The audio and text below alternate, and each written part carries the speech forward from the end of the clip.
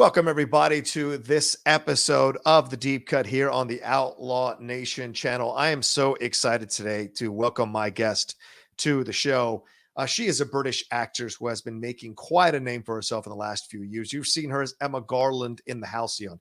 She's been in Mission Impossible Rogue Nation, Star Wars The Last Jedi, Triple X, The Return of Xander Cage, and she's in two personal favorites of mine, Mr. Holmes and Pride and Prejudice and Zombies. She's recently received rave reviews for her performance in Rust Creek and Slaughterhouse Rules. And she is here to talk about her latest film, Sea Fever, from director Neasa Hardiman, an Irish science fiction film that has a lot to say about messing with nature and messing with humans. The film also stars Dougray Scott and Connie Nielsen, but the lady I am talking to today, and I'm excited to talk to, is Hermione Corfield. Let's bring her in now. Hi, Hermione. How are you? Hi, very good, thanks. How are you doing? Good, good. Did you hear that intro at all? Were you able to hear all of that? I heard all of it. Yeah, it was brilliant. Okay, good. I'm excited to have you on the show. I watched the movie last night, and let's start there, and we'll have obviously we'll take a trip through your career, but let's start there with this movie. What excited you about stepping into a film that's an Irish film, second is set predominantly on a boat, and third deals with this idea of science fiction and messing with nature and going into places you shouldn't go to if you're not prepared to deal with the consequences? What about it really spoke to you? I think thematically that idea of science versus ethics and religion maybe, and what it is to have completely rational thinking in a situation like that. You've got all these different characters on a boat together, all from different walks of life. And it's all about which angle everyone comes at it from, which angle everyone decides to problem solve from. And for Siobhán, she takes an entirely rational view, an entirely scientific view, which can be irritating and grating for the other characters, but from her perspective, she sees things on a global scale. She doesn't see it from, her loss would just be herself, but she's looking at it from a worldly perspective, and what would it do to the entire species? So I found that a really interesting perspective to explore and to understand.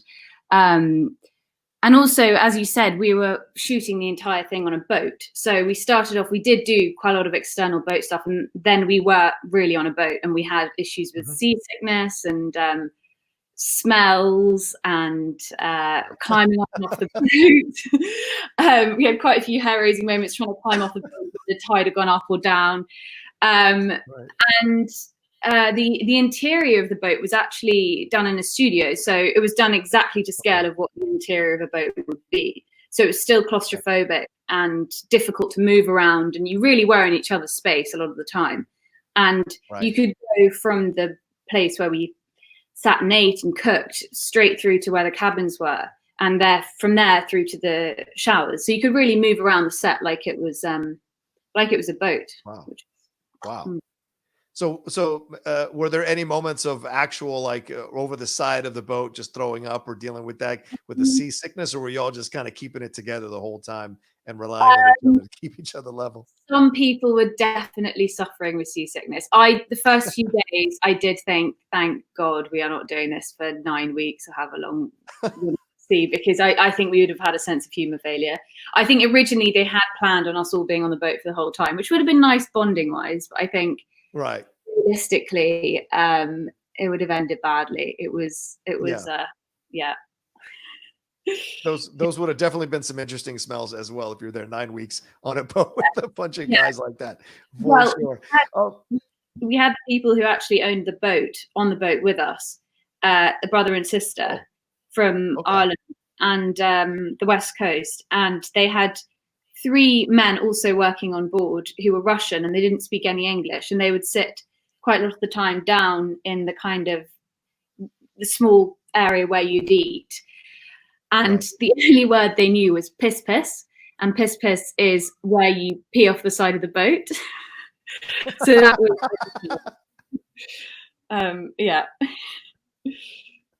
That's fascinating. Look, but I mean, you're never shy from jumping into these situations, going through your career, going through your, going through your IMDb and then watching some of the stuff that you've been in. You seem to kind of enjoy thrusting yourself into these unusual situations. Slaughterhouse Rules is another one. These kind of like horror filled situations or these unusual stuff. You were a siren, I think, in another film as well. So like you kind of enjoy the fantastical and the science fiction and the horror aspect of it all as well. Did this like go, oh, did this guy, when you read the script and you looked at this, other than the thematic elements, was there's also a little bit of excitement as an actress to go, oh, this could be fun? Definitely. I think also I love the idea of filming in Ireland. And originally we were on the West Coast, but then we ended up being in Dublin. But I love the idea of being on a boat and being in a space. It felt like a play. And I love when, as you said, when a fantastical world is created, because I think what's special about Sea Fever is there's such a balance between realism and the magical and the unknown and the extraterrestrial and the like, it's quite hard to sometimes know what's real and what's not real, because all the themes and all the ideas are so grounded and real and based on such current important issues. But then on top of that, you've got this creature, which, although you say it's a Nadarian or whatever we think it is, it's still a huge giant unknown. And I think having that fantastical and having the unknown almost gives license to push things a little bit and to create these whole and rich worlds. Yeah. I've got my theories about the movie, and I'll ask you about them in just a second. But I think what was striking last night as I was watching it was how insanely topical and almost prescient this movie is. Because if I had seen it when it was out at TIFF, I don't think I would have as interesting of a reaction to it as I did watching it last night with everything that's going on now with the coronavirus and the COVID-19. I mean, there is so many connections to this idea. So you have that speech near the end. We're not going to give any spoilers, but there's a speech near the end where you're arguing about how this thing could spread and we wouldn't know who we were giving it to and wouldn't even be able to control it. And you're seeing that now with people saying like, oh, these are carriers, they have symptoms, but they won't even know that they're passing it on to other people until weeks down the road. Now, in retrospect, as you watch the film again, are you just like, this is incredible how prescient it almost is? 100%. I think that idea again of responsibility, I mean, that's what Siobhán's trying to get across the whole time, is this isn't about you. And I think that's what a lot of people are saying in the press as well to young people. This isn't about you. This isn't about you having symptoms. This isn't about you getting ill. This is about whoever you may pass it on to. And, I don't know the facts completely, but supposedly COVID-19 lives on a doorknob for 9 days or something, and it's all about responsibility and actually looking at yourself and going, okay, how can I responsibly reduce the damage that this thing does? And what's interesting about Sea Fever is, although she's saying, how can we as a collective reduce the damage that's done by not going back to shore? She's also saying, how do we as a collective protect this creature? Because this creature is extremely rare and extremely vulnerable, and it's just trying to survive like us. So there's like a double-edged sword of responsibility. Which is almost nauseatingly selfless of her. That's for sure. Yeah. No, have you tackled an Irish accent before? Is this something you've kind of toyed with before in maybe some of your other plays or films, and you were excited to kind of see where you were with the accent now, or is this the first time you've kind of put this accent on and played with it? This is the first time I've done this accent, and I love doing accents because I feel like it pulls you out of yourself a bit. And everyone tends to not like the sound of their own voice, so it's nice to play around with your voice a bit. But I'd never done it before, and it was nerve-wracking, I have to say, because initially, as I said, we were going to film on the West Coast, which is where the accent was based and from. Right. But instead we filmed in Dublin. So then the crew was probably always going to be from Dublin, but then you're around Dublin accents. And obviously the Irish accent is so varied. So so that was tough, but everyone was incredibly supportive, and there was such, again, a wide range of accents on set, that I sometimes would listen to people and ask people to repeat things back just so I could hear it regularly. But it was a huge challenge, and I love the challenge. And one thing I did always say to Neasa was, naturally, to me, the Irish accent sounds incredibly warm and welcoming and open and friendly. And Siobhán is everything but that. So it was quite an interesting mix of this character and doing the Irish accent, because the two, for me, don't naturally sit together. Yeah, it's a timing situation for me watching the movie last night, because I'm in the middle of season 2 of The Tunnel. I'm a huge Anglophile, and I watch British series like crazy. And Clemence Poesty's character is very much, she's like singularly focused on the facts, right? And your character has shades of that as well. There is this kind of, like, when she's right from the beginning of the movie, she's in the middle of something, the professor comes in, is like, no, you've got to do this. Like, no, this is really important. You can't mess with my focus.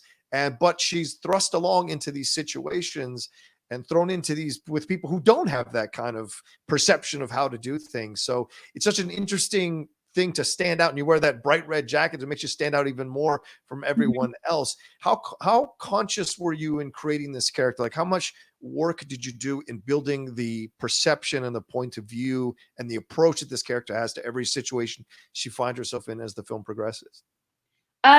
I think because Siobhán isn't neurotypical, she doesn't think the same as other people. It was hard because although it's an ensemble piece, I had to be removed from that. So I had to be very sure in myself of the way she thought and the way she went about things. And I think me and Neasa spoke about it a lot, but the consensus was that everything is approached from a scientific, linear, entirely practical perspective. And although she does approach things from that angle, she also desperately wants to connect with people. She's so desperate to connect with human beings, but she can't get her head around the nuances and the subtleties of communication. So I really kind of worked on that and looked at looked at neurodiversity in a different way of approaching things and not picking up on signals, maybe in the same way as I personally would. Did you sense from her there's a little bit of and I hope I say this correctly, you wanted to put her on the spectrum a little bit, but not in a way that was overt, in a way that just was alluded to? You could tell if you were looking for it, but you didn't want to make it a big part of the character necessarily that dominated every scene or interaction you had. Yes, completely. Again, Neasa and I talked about that, and she is on the spectrum. But as you said, that wasn't the focus of the film. I think one of the test screens, a few people came away a few people who were on the spectrum came away and said it's nice to see someone who is on the spectrum represented, and that's not the story. The story is the science, and the story is the monster and everything that goes on board. It's not about her neurodiversity. It's about how she approaches things and how she problem solves and has the ability to solve this big issue. Right, because with anything with representation, and being Latino, I'm a big fan of representation of our culture in films, or our actors being involved in films, but not having that be the highlight of the reason they're in these films. You know, you want to, once you get past representation, it's a matter of, okay, yes, we exist, yes, we're in the world, and we also go through the things you go through, but we just perceive it differently, or we process it differently. But everything that happens to you happens to us. So that's what I was enjoying about the character. It wasn't something that was the focus, but it was there. And it came up when it came up in the heightened emotional moments that happened throughout the movie. And I thought that was brilliant. What was it like working with Connie Nielsen, who has her own accent herself? I think she's Dutch. Is that correct? And then Dougray, is Dougray Scottish or Irish? He's Scottish. Dougray is Scottish, but he did. Right. Dougray's accent was fantastic because it was exactly the accent of the the brother of the brother and sister who were on board the ship. So so wow. you were listening to him, and it was because it's such an unbelievable accent. It's really, really you don't hear it a lot at all. Right. So, but both of them were brilliant to work with, and you know, both of them brought it with their characters. And again, they were such warm, open-armed kind of. I think they've been described as salty sort of sea people, but they had such a warm. You really needed that. You needed the kind of charm, because obviously then it grates with what with Siobhán's realistic and scientific approach. Yeah. And had you been a fan of Connie's work ahead of time, and like, what was it like to just kind of sit, because you've worked with a number of these actresses that have kind of tasted success at higher levels, and this is where you're getting to. You can tell very clearly your career is on that trajectory, very much so. So did you kind of sit down with Connie and have conversations as an older actress? What are the things I should look out for? Or did she come up and give counsel? Like, what were the conversations with her like? Yeah, I mean, I feel like we kind of spoke about her career, and obviously she couldn't say a huge amount when we got to Toronto, but she'd just done Wonder Woman. Right. And but it was fascinating hearing about her experiences, and I think her life decisions as well, which have been brilliant, because she's got children, and she's got from the sounds of it, a wonderful life that she's created for herself. I think that's one of the things I really took away. She's made this brilliant balance of family and work, and on top of that does a huge amount for charity. And I just feel like and taking these interesting roles and these sort of indie roles coupled with these huge franchises like Wonder Woman. I mean, that's sort of the dream, really, to be able to juggle the two of those things together. Yeah, the red hair thing is an interesting part of the movie. Who I know, Neasa, is it Neasa? Is that how you say her name? Neasa? Yeah. Yeah, Neasa. She wrote the script. Was the red hair thing that came in later, or has that always been there in the film? And is that a thing that's a specific to Ireland, or specific to seafarers overall? Well, I think it's the red hair is a Celtic thing, isn't it? Okay. Yeah, but that was always in the script, the red hair. Okay. And it was sort of the idea, because it's a superstitious thing of red hair is bad luck at sea, and it's kind of a thing that's really believed. And superstition is a huge thing at sea. You know, that is one of the big themes, and that is something that is real. People are hugely superstitious. So the red hair played in, and the red hair also played into the other aspect of Siobhán, and her being this omen of bad luck. And then obviously that's something that everyone can cling to later in the story, is something to blame, because blame's a huge thing as well. I don't want to give anything away, but some of the interactions with the older lady and you are just highlights of the film. Her just you can tell her fear of you, then her hatred of you, and then how she reacts to it all. I think it was fantastic. Something you rarely see in a movie like this, right? Usually it lends itself to a sisterhood situation, but this kind of became adversarial. And I thought, this is a nice color in the film that you rarely see. So I appreciate that. There are elements of The Thing in this idea of like who the John Carpenter film. I don't know if you and Neasa talked about that, but it feels like there's elements of that in the film as well that I thoroughly enjoy. This idea of being stuck with something and you had no idea it was coming, and then what's your responsibility to it? Who's really infected? Who's not infected? And I think it's in the trailer too. This idea of like, I want you to test all of us, and it's very reminiscent of Kurt Russell testing everybody in that station. Yeah. I think it's the two films I've heard it being compared to most are The Thing and Alien. Which is and it's as you said, that unknown and the fear of who's got this thing, and what do we do if we find out who's got it, and also the kind of claustrophobia, because Alien, they're above a spaceship, and it's and again it's a crew all in it together sort of thing, but then who do you trust? And that all those dynamics are definitely there in the film. But what separates this film, I think, from those two is they in this film, you all are tricked into willingly going into this situation, whereas in The Thing, it comes to them, and in Alien, it comes to them. So this is a different approach, which I liked as well.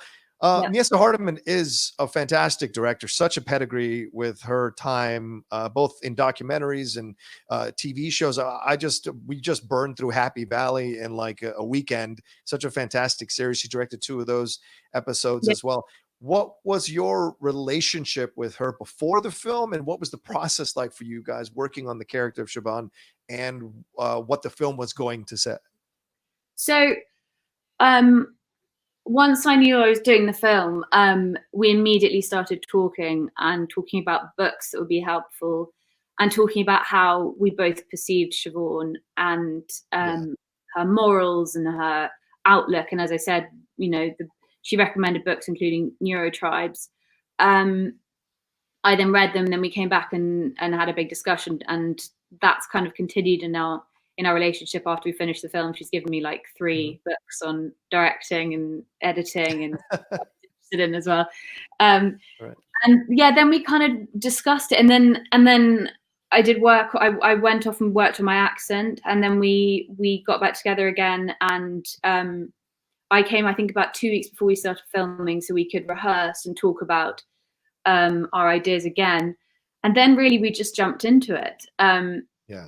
We did have a big discussion about this idea of Siobhán needing human connection as much as she struggles with it, that she has this deep, deep desire to feel what everyone else feels, and feel friendship and feel belonging. And that was a kind of through it was like a kind of thread that went throughout the film, because then really she's as like everyone else. Everyone else on board has anxieties and different perspectives and different things that hold them back. And I think that was the key to find her core, and find her core that wasn't purely scientific and fact-based. Well, I'll drop my theory on the film now, and feel free to tell me I'm an idiot. But I was watching it last night, and this is Neasa also wrote the film, directed the film. It stars, it's led by a female. It seems to me, and they're tricked by a man to go into this area that they know they shouldn't be in, and everything that happens to them happens because this man thought he could force his way into an area. And even the look of the monster is very female in terms of like almost like a Georgia O'Keeffe painting. You have that in this. And so for me, it just kept hitting me in the face, because I analyze films anyway for another podcast that I do. And for me, it kept hitting me in the face. This is about a man violating a female creature or character, and the ramifications that can come about if you're not careful, and the consequences that can come about, and even how the creature manifests itself. And again, I don't want to give anything away, but within and where it comes out of, I think is fascinating as well. If you look at it through Greek mythology and what have you, there's so much within it. And I know you're a literature major, you're a massive fan of literature. So how much of these themes were you, am I wrong? Am I way off base, or do you think that's an element that's in here? I had that theory before, but it did cross my mind. I also think that the creature is, just in a really simplistic way, it's so vast, and I don't know if I'm giving away here, but the way it holds something in its clutches, which I think we know anyway, is it's kind of, it could be representative of Mother Nature, and it could be representative of female energy as a whole. I think that definitely could be something that could be seen. Definitely. I agree with that theory. I like that theory.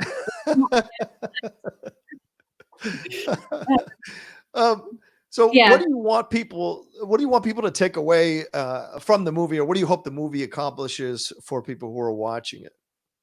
Well, as you said, a lot's changed since Toronto in the world. And obviously we're in very strange times right now. But also, Greta Thunberg hadn't really hit the limelight when we made this film. She wasn't over every single the front page of every single newspaper and every single news story, which now she is, quite rightly. Right.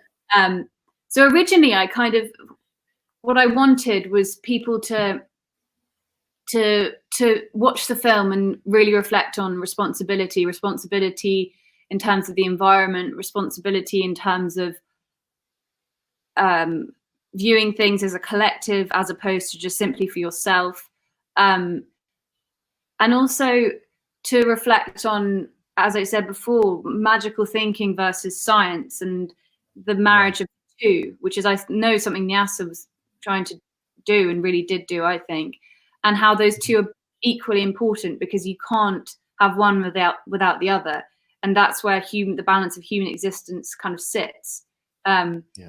So yeah, and also I think, as dysfunctional as they are as a group, I think also people to walk away with a sense of the positivity of the human spirit, and how all these people from all the different corners of the globe, different, neurodiversity coming together, and I know they sort of don't solve the issue really, but all coming together and attempting to understand each other and problem solve. Yeah. Well, I mean, what else can we do as human beings but come together and try to solve this thing? It doesn't mean we'll necessarily solve it, but at least the effort, I think, is important. And the idea, of course, the message of people coming together, no matter what they are, walk of life or superstitious or science-based person, as long as they all come together to go after a common goal or a common enemy, or what they perceive as an enemy, to solve it, that's the effort that matters more than anything else. So yeah, I think that's a great message from the movie. Can we move on to the rest of to other stuff in your career I want to ask you about? Do we have time? Definitely. Okay, great. Two of my favorite things you've done, and I'll start, I know people want to get into the Star Wars stuff, and we'll get to that, but two of my favorite things you've done, and my personal things, since you're on the show that I do, I would love to ask you about. Mr. Holmes is one of these smaller films that came out that almost in America is one of these films that I'd love to champion and go see and give money to and go thoroughly enjoy them. What was that experience like for you as a young actress? It's Sherlock Holmes. You're already probably into literature at this time. Plus, it's Ian McKellen. Like, what was the combo of this as one of your first kind of feature films out of the gate for you? Yeah, I mean, it was one of those where it was very early in my career, so it was hugely exciting, and everything still felt so new. And on top of that, as I said, Ian McKellen, and the story and Mr. Holmes is legendary and huge part of literature, and so it was actually, it came about because so a casting director who I'd been seeing since a very young age, and she'd been championing me quite a bit, and she got me this role, and it was really, I mean, it was so exciting. Again, it was one of my first things, so it was one of those where you kind of dip into the production and dip out, so you're not at the core of it, but it was so exciting to be on a big set and working with those actors. So yeah, it was thrilling. Did you get a moment with Ian? Did he sit down with you and start giving you counsel or just talk to you about your life, or was it more just kind of, like you said, an in and out situation? I sat next to him in makeup, I think I remember that bit was exciting. But I think I was probably too nervous to anything. He said hello, and I probably sweated for an hour. Yeah. I just saw his, I was in London for a set visit recently over the last few months, and I saw his on stage one-man show, which was incredible. So I'm super jealous you were on a set with him. Incredibly kind man. Now, Pride and Prejudice and Zombies is another one that I thoroughly enjoyed. What was that experience like with Lily James and everybody involved in the production? What was that process for you? That was really fun. I also had lots of friends on it, and then I met the rest of the cast kind of through that. Well, Millie was a friend of mine already, who plays Mary. And then Ellie I knew as well, Ellie Bamber. So, and then from there I met Lily and Suki, and it was just a really lovely, lovely, lovely group of people, and so fun and just really enjoyable. And also, Dolly, who played my mum, is now she's doing brilliantly, and she's very funny and lovely, and just a good collection of people, really. It was. It was. I mean, I go back now and watch it. I'm like, oh, I've seen this person in this now. I've seen this person in this now. I've seen this person in this now. Because Yeah, my girlfriend's a massive Anglophile, so we basically watch British television all the time, and so it's fun to see people popping up and what have you in these separate shows, and it's yeah, fun to do that. And when you go back and watch Pride and Prejudice Zombies, you're like, oh my god, they're in all the stuff I've been watching yeah, recently. How funny that works out for. yeah. You now let's get into the Star Wars thing. This is Last Jedi. You played an A-wing pilot in this. How did this happen for you? And what was the experience being on the set of Star Wars? I mean, you've worked with Tom Cruise, you work with all these people, and it seems to me you seem to have this level ahead when you walk into these situations because you understand this is a job you have to do. But were there pieces of you that were geeking out inside being on the set of a Star Wars movie? Oh, 100%. The amazing thing about that was I was filming the Halcyon at the same time. Oh Um, yes, the series that you do. Yes. yeah, so I was filming that at the same time. So at one point, I was going from the Halcyon straight to Star Wars back to the Halcyon to try and to get it all done. And I was so desperate because obviously there was a bit of a schedule clash, and I was like, I cannot lose this because, as you said, it's the most exciting thing in the world being cast in a Star Wars film. So I was willing to do anything, and that meant no sleep. But when I got there, I mean, it was amazing going up in the A-wing and being in the full pilot outfit. And Ryan's lovely. And the first day I went on set, I ended up just watching filming for like half the night, and then we went off and did the bits and stuff. But he was just so welcoming and lovely to be around and work with. Yeah. How many days were you on the set working on the scenes that you did with the character? It was about, God, I can't really remember, probably a week I was booked for or something. Okay. But I think it was dotted over time because of the schedule situation. Right. Um, Well, the character has a long backstory and history that Mhm. when I was doing research on this, like there's so much to do with this character. Is there a possibility of you, if the door opens up again, that you'd want to reprise this character in the future Star Wars, either TV series? I mean, because they jump around in time now with the series and the movies and the animated stuff all the time. So any era is worthy of exploration. Is there an excitement on your end to possibly reprise the character? I mean, definitely. Because also I think a lot of the backstory was written post the film coming out. I Right. remember seeing all this Right. amazing stuff, like the scarf was from her dad's farm, and like, Yeah. there's all amazing, like, detail and backstory. And I have friends sending me pictures of the Star Wars books with annotated Right. pictures of Tallie and where's this from? What does this mean? And it was a really amazing response. And I went to the Chicago Star Wars celebration, and people were so supportive and lovely there, and brought T-shirts with Tallie lives on and that sort of thing. Yeah, Um, are you impressed with the fandom of it? I'm like, it is a massive fan. I was there too at the Star Wars celebration. It is yeah, incredible.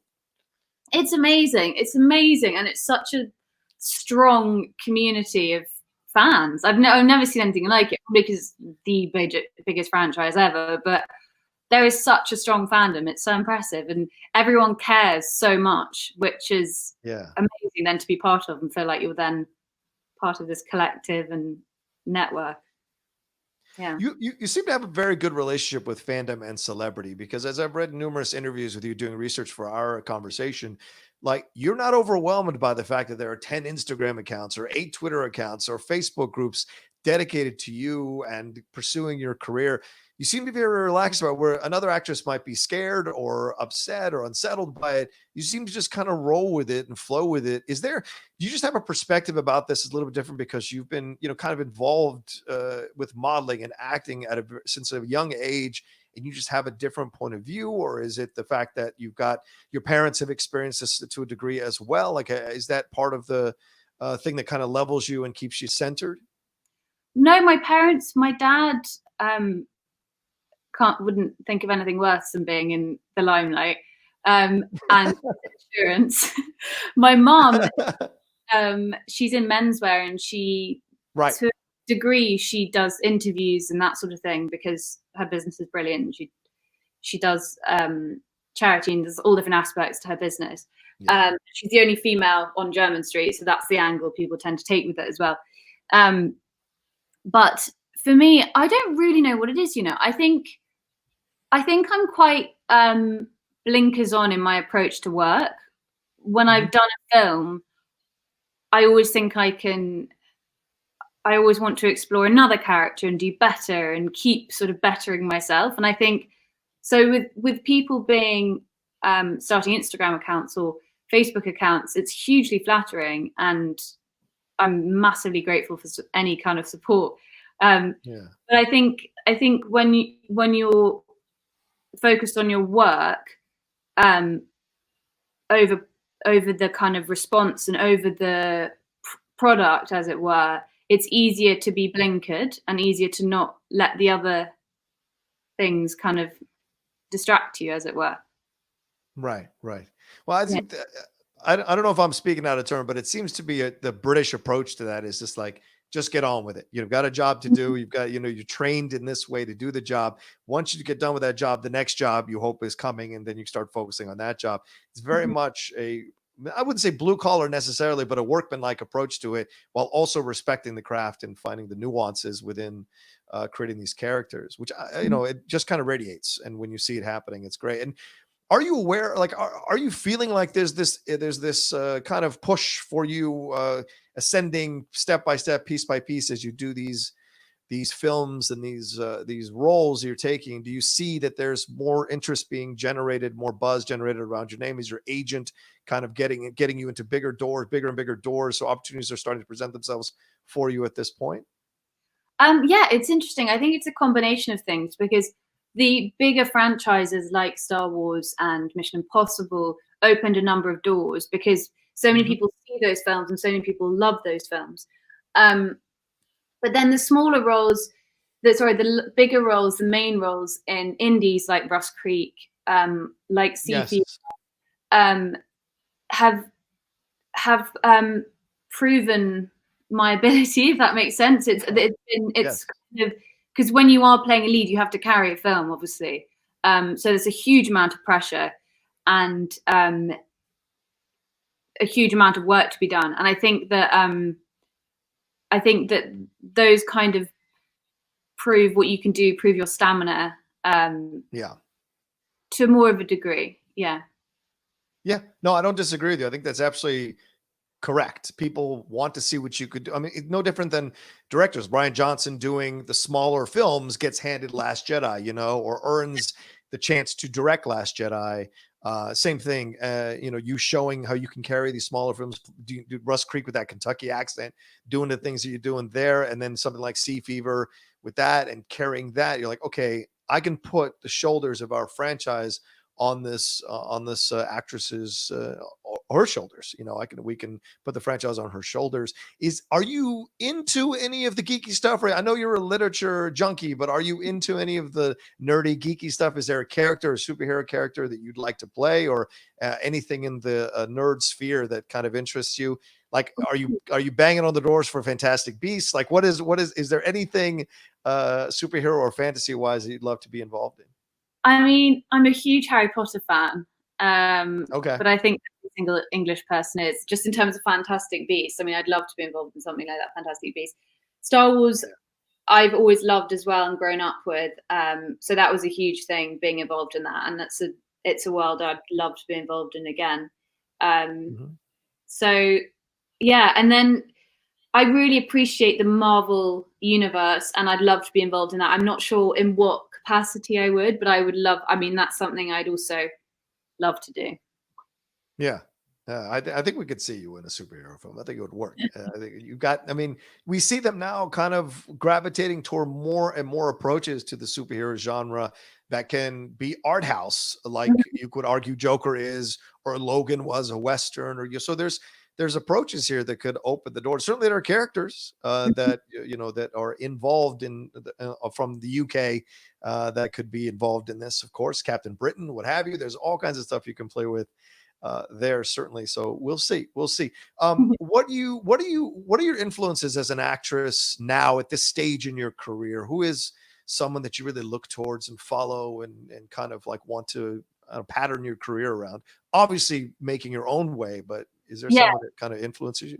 There's a few. I mean, there's the classic Meryl Streep is sort of, I just love that she's always a different person when you know, Big Little Lies character recently, obviously Doubt, I don't know, every single time you watch her on screen, she's a different person. And I find that so inspiring because, I don't know, I just think it takes a huge amount of talent and a huge amount of work to get to that point. Right. And I just admire her so much. And then also, I think Amy Adams' career has been brilliant. I think Carey Mulligan as well, particularly when I was younger, watching An Education and things. And then obviously she's worked with Steve McQueen and some amazing directors. Who else do I like? Julianne Moore as well. There are some actresses I think who've just pathed such an interesting and diverse career for themselves. And have made some really smart, cool choices. Yeah. I can see that happening. I can see that happening. You work with me too, for you. Me too, for you. Because I think you're great. I think you're fantastic, Hermione. I'm looking forward to seeing what you've got coming down the pike as your career progresses. You worked with Vin Diesel in The Return of Xander Cage. You worked with Tom Cruise in Mission Impossible. Tell me what those experiences were like and what the differences between these two guys are, and what are the similarities that might surprise people about both of them and how they approach their work. I mean, I guess they're both producers as well, aren't they? So they have their kind of on the production side and the performance side. I think, God, what was it? I mean, I can't really think of any differences. They're both very friendly, interesting, great people to work with. I mean, I'd met Vin because I tested on Fast and Furious when I was 19. I think I was 19. Oh, wow. Yeah. Wow. So a while ago. And so I met him through that screen test. And then that's sort of how Triple X happened, because they had the tapes from the screen test. And then DJ wrote this character for me in Triple X. Right. So I kind of knew Vin before as well. But yeah, he's a lovely, and they're both really nice people. Yeah. Is Tom as much, like they say, he's such a worker, like he's just constantly working in his head, but he's also incredibly nice and kind on the set to everyone that he comes in contact with. That's all the stories you hear about him. Definitely. And that's completely true. When we did a rehearsal the night before with Chris, before we filmed the next day, and he flew straight from set to this rehearsal at like 8 p.m, 9 p.m. at night, and then was filming the next day. So it's just, I mean, I admire his work ethic so much, and I hope that I'll be the same. What surprises you most as you're kind of in this phase of your career? Like, are there challenges that you're sensing as you're kind of moving into this new phase of your career that you didn't anticipate, and you're kind of like navigating and I don't know, just processing? You know, it's called the deep cut. It's because we like to ask some of the deeper questions of people who come on the show. And is there stuff like that you're kind of navigating and negotiating yourself as you kind of walk into this area of your career? Yeah, I mean, I think that's always the question, because I've always loved literature and writing in that aspect. I think also I'm kind of going to the stage where acting is my absolute love and passion, and I just feel so lucky whenever I get to play characters like Siobhán or something, or someone that's so different and someone I can really explore and work hard on. But I also have now, which is hence Neasa giving me books on editing and directing, I also have a huge interest in that side of things, and writing and just basically I guess being able to be creative from every single angle, being able to write and act and explore characters and people. but then acting is my love, and that's what I want to do right now. And it's just there's such great material right now, and that's constantly definitely for women getting more and more diverse and interesting, particularly in TV, just because there's so much TV being made. So there's no shortage of good material I'm reading at the moment at all. Yeah, you talk about this writing and directing. I know in previous interviews you said that this is something that's an interest of yours. One of the quotes that grabbed me when I was reading through some stuff for you is you said, my favorite kind of films are these European 90 minutes, which are brooding, less commercial French films with a slower pace. I like characters who aren't shiny or icy. Is that, are there, it's very intelligent things. Are there some, are there any kind of films like that you could recommend that that you come back to? Some classic films, some kind of European cinema films or French films that you come back? I just finished doing Seventh Seal, which I had not seen in quite some time, and fell back in love with that movie, and Breathless as well, which I love. Speaking of French films, but are there ones that you come back to that are kind of like comfort food for you as a fan of film? God, I mean, it's not really an icy one, but immediately not icy or shiny. Or maybe it is a bit shiny, maybe. But The Untouchables is one of my absolute favorite films of all time. Right. I just love that film. And Amelie. Do not see this. Do not see the American remake, people. See the original French version. No offense to the American remake, but see the original French version. I was deeply offended when I realized there's a remake. I probably shouldn't say that, but I was. But I used to have an account as well with Mubi, which was so good because it would literally throw a new film every day, and that was the perfect way to see different, smaller, more brooding, less icy, shiny films, I guess. Yeah, I loved Blue Is the Warmest Color as well, but that was more of that wasn't so much. That was a huge hit more than anything. But that Mubi was so good because I'd come across before Yorgos Lanthimos made The Favourite and The Lobster, there was films like Dogtooth, which I don't know if you've seen Dogtooth. Yeah. I mean, those kind of films, they really, I mean, they grate with you and they make you feel strange, but they also make you think a lot, which I do love. Yeah. Is there a favorite film right now that you come back to and watch over and over again? Just to everyone's got their guilty pleasures. Everyone's got their things that they enjoy. And you're such a literature junkie. Is there kind of a guilty pleasure film that you have that you enjoy? Oh, that's interesting. I mean, I've watched Isle of Dogs so many times. Oh, really? Wow, that's interesting. Okay. But that, I mean, there's certain films I will always come back to watch. I think recently, a film I'm going to have to watch again is Uncut Gems. I really, really love that. So good. Yeah. I do tend to also, I guess it's a literature thing, I do tend to watch quite a lot of the Sense and Sensibility. I watch quite a lot if I'm feeling sad, I need some kind of comfort. If I'm far away from home, I'll watch Sense and Sensibility or Pride and Prejudice or something that's Far from the Maddening Crowd, that sort of thing, because I do find a huge amount of comfort in those books and then those films as well. You've got a desire to do Madame Bovary. Is this something that you've kind of put as a faraway goal in your I don't know if you have a dream book or a goal book or whatever? Is there something that is that something you hope will come to fruition someday, maybe by your own hand as a writer and director and star?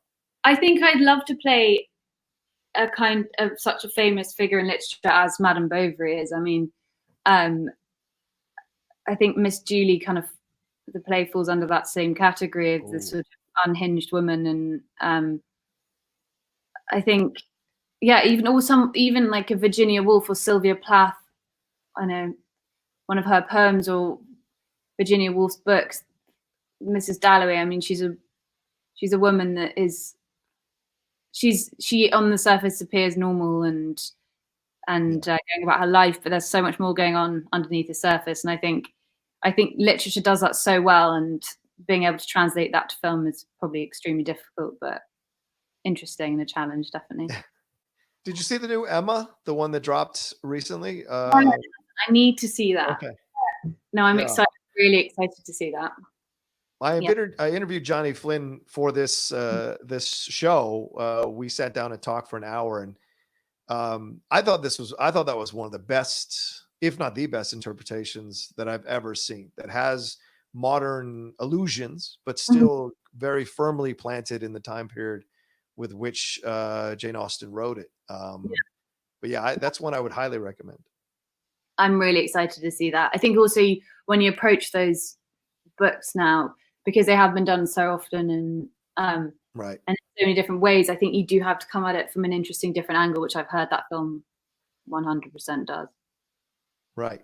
Yeah. We got to wrap up. I know I only have you for an hour, so we got to wrap up in the next few minutes. But I did want to ask you about another quote you had, which is fascinating to me. You said, if you could go back to another random point in time, they said, where would you go? And you said Fleetwood Mac and Patti Smith times. So do you sense that you're an old soul? Is this what this is, Hermione? Is this where you can handle all this life and these incredibly strange and weird adventures and successful adventures? Could you sense that you're an older soul? I mean, that's interesting. Hearing stuff I say back is terrifying, but maybe now you're saying, yeah, maybe. I think I probably would do. I think I probably am an old soul. I mean, I definitely have an appreciation of music from back then, and I love reading books that transport you back to a different time. So quite possibly I could be, and I've never had Snapchat, and no, that's not. I think that's interesting. Yeah, probably. Is there a Fleetwood Mac that's like one of your songs that's one of your favorite songs? Is there a Fleetwood Mac that you love? Oh God, my favorite Fleetwood Mac song, probably "Landslide." It would have to be "Landslide." Oh, yeah, that's a good one. Yeah, that's a damn good one. See, that's an old soul one. So I think you are an old soul. It's a nice choice. It's a reflective song. It's a very reflective song about the world. It's a great choice. Any last question? Oh, sorry. Any projects you have coming up that you want people to keep an eye on coming down the pike for you? Yeah, I mean, obviously, Sea Fever #1 is coming out. We'll definitely plug that. Yeah. Yeah, and then other than that, We Hunt Together, a TV show I shot end of last year, is coming out in May, and hopefully States as well. I don't know quite when yet, but that is about a young girl who is also thinks differently to other people, but in a very different way, and her relationship with an ex-child soldier, and their adventures and misbehaviors. Fascinating. Yeah, and it's a crime thriller as well. Yeah, and one last thing: is there a director that you are kind of looking at? You talked about earlier about how you want to write and direct, and is there a writer director that you're studying, kind of following, and kind of like seeing what they can create, and that's inspiring your creative juices for what you might do down the road as well? Yeah, I mean, there's so many brilliant writers directors at the moment. Neasa #1, we just put her in the #1 bracket. Of course. And then also, I think Paul Thomas Anderson's always been a kind of beacon for me. I've always thought that his work is so elegant and amazing and brilliant. All the adjectives. And then who else? I mean, Andrea Arnold as well. I've always loved. I've always thought Fish Tank was a huge starting point for my love of film, and the raw. Again, that's a non-shiny, non-icy, as I said. That's a character you would seeing her in her absolute raw essence, and I really, really love that. Yeah. That's a rough film to navigate. That is a rough film to navigate. I remember buying that on Criterion, and I was like, oh man, what have I walked into? But it's worth the journey. Yeah. Fish Tank. Yeah. Absolutely. Yeah. Well, I thank you so much, Hermione, for taking the time to be on the Deep Cut. And I hope all of you listening and watching have enjoyed spending some time with Hermione as well. You can tell this is a very prepared, intelligent, talented, and quietly driven young woman, I would imagine. I'm sure she looks at Saoirse Ronan and she goes, I'm going to get that. I'm going to get that career. So I always appreciate anyone taking the time to sit down with me and have these fun conversations about the world. And I hope you enjoyed it as well, Hermione. It was fun to sit down with you. Enjoyed it a lot. And definitely remember Sea Fever. What do we have the dates on that? Do you have the dates on that? Is that out now? What's the plug on that? It's not out yet. It's out on the 10th of April, from what I understand. It's changed obviously because we've had, I think it's the 10th of April. Let me double check that. But that is what from what I understand, it's the 10th. Yeah, the 10th of April, it'll be out for people to enjoy and have a good time with it. Trust me, this is a very unusual film. It comes out April 7th at participating Alamo Draft House locations. It'll be in theaters and on digital April 10th. Want to make sure we get that right. Sea Fever from director-writer Neasa Hardiman, starring Connie Nielsen, Dougray Scott, and this lovely lady you've spent time with now, Hermione Corfield, carrying this thing in a strong and powerful way. And if you enjoyed her in Rust Creek, you're going to enjoy her in this, and look out for more from her. Hermione, thank you so much for joining me here. Pleasure. And I'll wrap the show up as I wrap every show up. Whatever you need to do to get through the next second, next minute, next hour, next day, next week, next month, next year, please find your way to it. You never know what's waiting for you on the other side. It just might surprise you, and I need you around to listen to more episodes from The Deep Cut. Y'all take care, and we'll talk to you soon.